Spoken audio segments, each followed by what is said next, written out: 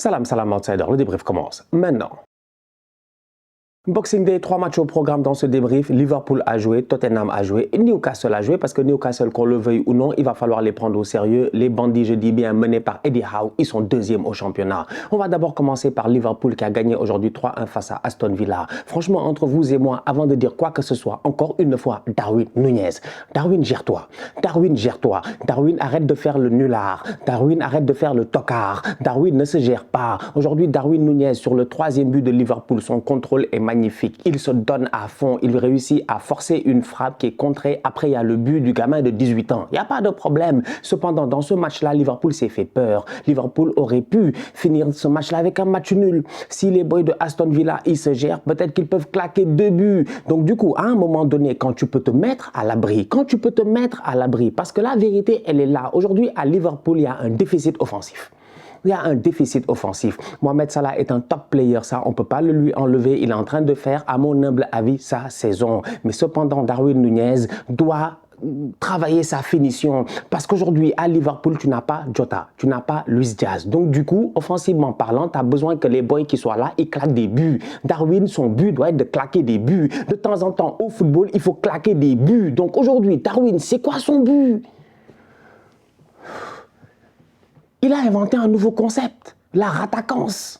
La rattaquance, franchement, un rattaquant dans l'élégance. Parce que Darwin Nunez, aujourd'hui, il faut dire les choses, c'est un très bon attaquant. Franchement, c'est un très bon attaquant. Ses courses sont magnifiques. Il sait s'intercaler entre les défenseurs. Il est très actif. C'est-à-dire qu'aujourd'hui, quand tu as un milieu de terrain, avoir un attaquant comme Darwin Nunez, c'est un plaisir. Le boy, il peut jouer pivot, il peut jouer dos au but. Mais sinon, à chaque fois qu'il a l'opportunité, il plonge derrière les défenseurs. Tu peux le trouver. Et à chaque fois, il est trouvé. Et à chaque fois, il rate. Son football est élégant, franchement, il doit juste travailler sa finition. À mon humble avis, il est capable de le faire. Liverpool a gagné aujourd'hui 3-1 face à Aston Villa. Cependant, sincèrement, quiconque a regardé le match a été un tout petit peu frustré par la prestation de Darwin. La dernière fois face à Manchester City, il aurait dû claquer son but. Aujourd'hui, encore une fois, beaucoup trop de 1 contre 1 qui sont ratés. C'est-à-dire que quand tu as un attaquant, aussi de temps en temps, quand tu as un attaquant, quand tu arrives, je dis bien devant les buts, mais calmement, quoi, franchement, calmement. Je ne comprends pas. Il était au Portugal, il était extraordinaire. Ses ratios de buts étaient sensationnels. Il est arrivé en Angleterre, on dirait qu'il a tout laissé là-bas. C'est pas possible. Il est capable de le faire. Franchement, hein, c'est pas un nulard. Hein, c'est pas un nulard. On est là en train de le, de se moquer de lui, nulard, tocard, tout ça. Mais Darwin, sincèrement, entre vous et moi, c'est pas un nulard. C'est un attaquant que j'apprécie énormément. Mais là, il faut qu'il commence à marquer. Luis Diaz, Jota ne sont pas là. Oxlade-Chamberlain est en attaque. Lui aussi, on le voit pas. On le voit pas. C'est pour cela que je dis il y a une différence. Parce que Oxlade-Chamberlain, il y a eu une seule occasion. Une seule occasion, il a fait un sombrero, compte favorable, tout ça. Mais sinon, mis à part ça, tu ne le vois pas. Darwin Nunez, comme je dis, au moins tu le vois, il est présent, il est actif, il participe au jeu, il est pertinent. Oxlade ne l'a pas été. C'est dommage. C'est dommage. Sinon, mis à part ça, au niveau de Liverpool, tout le monde est revenu. Et ce qui est intéressant, c'est l'animation de jeu et le rôle de Trent Alexander-Arnold. Robertson est un excellent latéral, Trent aussi. Cependant, Robertson est capable d'avoir le volume de jeu offensif et défensif nécessaire. Donc, du coup, Robertson, aujourd'hui, encore une fois, il claque une passe décisive, mais ce qu'il apporte devant, c'est magnifique. Et derrière, il est là pour surveiller ses propres arrières. Trent Alexander-Arnold nous a montré qu'il est incapable de défendre et que de temps en temps, c'est compliqué. Même si aujourd'hui, défensivement, il fait un très bon match. Cependant, Trent, depuis tous les problèmes qu'il y a eu en début de saison, il ne joue plus offensivement à outrance. Il est de derrière, quarterback, il balance des bons ballons. Plusieurs ballons aujourd'hui que Trent a donné en profondeur, des ballons magnifiques. Franchement, magnifiques. Sincèrement, absolument rien à dire. Un Trent Alexander-Arnold qui aujourd'hui de derrière, non seulement il est discipliné défensivement, mais de loin il est capable de casser des lignes d'une manière aérienne. Le ballon qu'il donne à Robertson sur le but de Mohamed Salah, sensationnel. Ça, c'est une action Liverpool. Ça fait plaisir. Franchement, les deux latéraux sont impliqués comme d'habitude. Arnold, il contrôle, il donne un genre de ballon externe, je sais pas quoi, de l'autre côté à Robertson. Robertson a une touche de balle, vous-même, vous le savez. Robertson, on ne le respecte pas, mais je pense que c'est le défenseur en première ligue qui a le plus de passes décisives dans l'histoire. Ou bien, si je ne me trompe pas, dites-moi en commentaire, plus d'une 50aine. Robertson, c'est pas notre ami. Ils l'ont acheté combien? Même pas 8 millions. Même pas 8 millions, je dis bien, et il est performant. Darwin, fais attention à moi. Darwin, fais attention à moi. Je dis bien, Darwin, Darwin, je vais le traiter maintenant comme les Ferran Torres, comme Vinicius il y a un temps, jusqu'à ce qu'il commence à s'améliorer. Darwin doit être Darwin Nunez. Il ne peut pas être Andy Carroll. Il ne peut pas être Andy Carroll. On ne t'a pas demandé de venir, d'attacher tes cheveux, d'être là à faire le rattaquant. Darwin, gère-toi. Tu as coûté très très cher. Tu dois performer et j'ai confiance en toi. Cependant, Robertson, pour même pas 10 millions d'euros, regardez ce qu'il a fait à Liverpool depuis qu'il est arrivé. Top player. Donc aujourd'hui, sa passe décisive pour Salah, elle est magnifique. Salah est là pour le tap-in, bien positionné. Franchement, à mon humble avis, Liverpool, ils sont sur une bonne vibe mentale. C'est bien, c'est bien. Avant la trêve de la Coupe du Monde, ils avaient 2 victoires d'affilée. Ils arrivent aujourd'hui, ils gagnent dans un match compliqué face à Aston Villa de Unai Emery, tout ça, vous-même vous savez. Et Aston Villa, ils étaient en forme. Donc du coup, cette équipe de Liverpool-là, si elle ne peut pas se battre pour le titre, elle peut certainement se battre pour essayer d'avoir une place dans le top 4 et de jouer la Champions League. Top performance de la part de Jordan Henderson au milieu de terrain. Franchement, j'ai envie de dire Antoine Anderson ou bien Jordan Griezmann. Franchement, dans ce rôle-là, il était là au milieu de terrain. Il soutient beaucoup Trent Alexander-Arnold puisque Trent ne monte pas. Donc Henderson joue beaucoup sur le côté droit. Cependant, souvent, tu vas le voir quitter le côté gauche et faire des courses, je dis bien, derrière Darwin Nunez. Ce qui crée en fait des espaces dans cette équipe-là et dans cette défense-là. Et aujourd'hui, les et les Mings, de temps en temps, il y a des espaces entre eux, eux-mêmes, ils ne comprennent pas parce qu'il y a une ligne de 4 ou de 5 qui se crée parce qu'il y a un surnom qui est créé à cause de qui? De Henderson. Derrière, tu as Thiago Alcantara, après tu as Fabinho devant la défense et tu as Trent Alexander-Arnold qui reste là un tout petit peu en rétention sur le côté droit. Donc du coup, tu as un Henderson qui est très actif. Franchement, il court beaucoup, il est partout. Il est partout. Il est partout.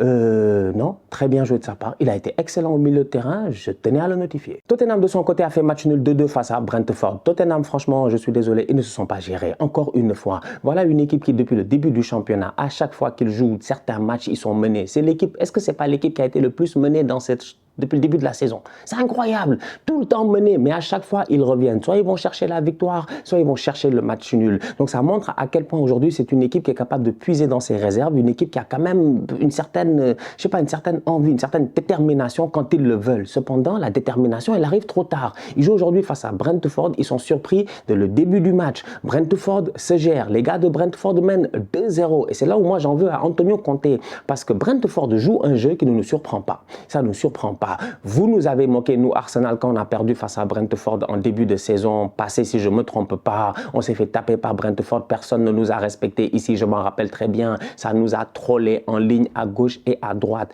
La vérité, à un moment donné, elle est là. C'est que tu regardes Brentford cette saison, personne ne les a battus. À part Arsenal. Ils ont joué face à Tottenham, ils ont fait match nul. Ni Chelsea, ni Manchester United, tout ça n'a réussi à les battre. Donc c'est une belle équipe de football. Antonio Conte se plaignait juste avant la Coupe du Monde en disant qu'il y avait beaucoup de joueurs à l'infirmerie. Il avait raison, franchement il avait raison. Des joueurs comme Kulusevski, etc. c'était des joueurs importants. Cependant, aujourd'hui, Tottenham revient, la Coupe du Monde s'est terminée. Il y a eu ce moment-là où il y a eu pas mal de gars qui sont pas allés au Mondial et tout. Il y en a d'autres qui sont allés au Mondial, il y en a qui sont revenus plus tôt. Mais bref, Conte a son effectif presque au complet. Je dis bien au complet. En attaque, il y a tout le monde. T'as Harry Kane, t'as Son, t'as Kulusevski. Au milieu de terrain, t'as Perisic, t'as Højbjerg, t'as Bissouma, t'as tout le monde en fait. À un moment donné, quand est-ce que Conte va nous proposer quelque chose d'intéressant? Quelque chose d'intéressant. Aujourd'hui, sincèrement, je cherche en fait. Je cherche, je me pose des questions. Antonio Conte, on sait que c'est un coach défensif. Il n'y a pas de problème par rapport à cela. Mais coach défensif qui encaisse à chaque fois et qui est obligé de revenir au score, c'est que défensivement même, il y a un problème. Offensivement, il n'y a rien. C'est-à-dire que c'est le talent des Harry Kane. Tu as vu la tête aujourd'hui, le centre, ok, il est parfait, mais tu as vu la tête, sincèrement, c'est le talent de Son Heung-min. Et nous-mêmes, on sait de quoi il est capable de faire. Donc, en fait, où est la cohérence à Tottenham? Il y a des questions à se poser. Bref, les Spurs ont fait 2-2 aujourd'hui face à Brentford. Ils ont échappé, ils prennent un point. J'ai hâte de voir ce que ça va donner au prochain match. Newcastle l'emporte 3-0 face à Leicester. Newcastle n'a perdu qu'un seul match cette saison, c'est face à Liverpool. Et c'était un but à la 98e minute du petit Carvalho, si vous vous rappelez bien. Et c'était en août passé. Depuis lors, Newcastle, ils sont invaincus. Ça veut tout dire. Ça veut tout dire. C'est-à-dire qu'eux, ils sont là, ils sont deuxièmes. Si tu fais le fou, ils vont gagner le titre. Ok. Vous êtes là en train de rigoler, non? Vous rigolez pourquoi? Il n'y a pas, c'est des bandits. Vous avez vu cette équipe? Bruno Guimaraes au milieu de terrain, il n'y a pas un boy qui s'est ratissé mieux que lui, sincèrement. Les passes qu'il donne sont sensationnelles, sincèrement. C'est un excellent joueur de football. Joe Linton, j'en parle même pas. Il sait tout jouer. Joe Linton, attaquant, milieu, défense, tout ça. On aurait dit un Matuidi du Brésil. Je comprends pas. Il est dangereux, il est tranchant. Almiron.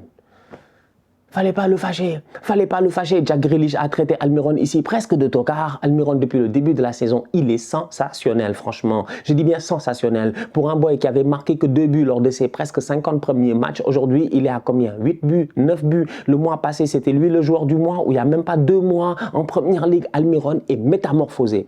Là, on retrouve Almiron. Pourquoi les gars l'avaient acheté quand il était à Atlanta? Quand il était à Atlanta, là-bas, là, en MLS, il était chaud, c'était ce boy-là. Le contrôle de balle était précis. Aujourd'hui, son but est sensationnel. Son contrôle, il glisse, je dis bien, entre les défenseurs. La finition, j'en parle même pas. T'as un Newcastle qui est dangereux. C'est une des meilleures défenses du championnat. Ils ont un gardien exceptionnel, Nick Pope, on le connaît. Donc, en fait, aujourd'hui, tu regardes cette équipe de Newcastle-là, je vous le dis et je vous le répète encore une fois, pour moi, ils vont aller en Ligue des Champions. Ils vont tenir, ils n'ont rien d'autre à jouer. Nous tous, on a des choses à jouer, que ce soit l'Europa League ou des Coupes d'Europe, etc. Nous tous, on a un certain stress, je dis bien. Quand je parle de nous, je parle du top 6, c'est-à-dire les Chelsea, les Arsenal, les United, les City, tout ça. On a un stress, on doit performer. Newcastle n'a aucun stress. Eddie Howe, les gars l'ont laissé travailler tranquillement. Les Saoudiens ont de l'argent et même jusqu'à présent, il n'a pas énormément dépensé. Alan Saint-Maximin n'est pas encore de retour à 100%. Isaac, j'en parle même pas. Mais cette équipe-là, à mon humble avis, en ce moment, elle joue bien. Elle est capable de finir la saison au même rythme. Ils ont un rythme de croisière qui est constant. Je pense que c'est l'équipe la plus constante du championnat. En fait, on ne les regarde pas, ils sont là, ils sont tranquilles, mais chaque week-end, ils tapent leur adversaire. Newcastle, Arsenal, ça arrive. En attendant le match d'Arsenal, de Chelsea, de United et de City, la famille, on se capte très très bientôt pour un nouveau débrief. D'ici là, on continue à liker, on continue à partager, on s'abonne, on s'abonne, on s'abonne. On est ensemble, on reste en santé, c'est le plus important. Tous outsiders.